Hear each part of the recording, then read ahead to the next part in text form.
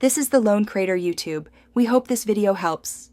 You start by getting straight to the display control panel. Right-click the desktop and choose Screen Resolution. This opens the options you need. Make sure you are signed in with an administrator account so changes save correctly.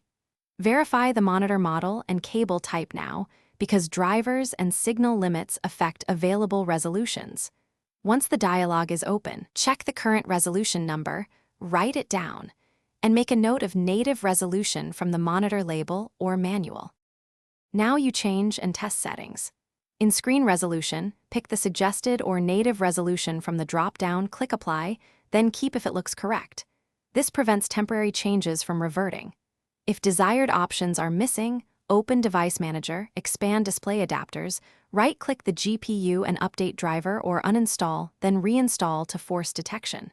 For advanced cases, open the GPU control panel, Intel, NVIDIA, or AMD, to create or select custom modes, because drivers expose extended timing options that Windows alone does not. Finish by confirming scaling and orientation. Set scaling to 100% for clarity, choose landscape orientation, then click OK to save. If the resolution still looks wrong, power down, check cable seating, swap ports, or use a different monitor to determine whether the display, cable, or GPU is at fault. If a bad driver caused the issue, boot safe mode, roll back or reinstall the driver using the installer on a USB. That single troubleshooting tip, test hardware first, often pinpoints the real problem quickly. Thanks for watching. Consider subscribing if we helped you.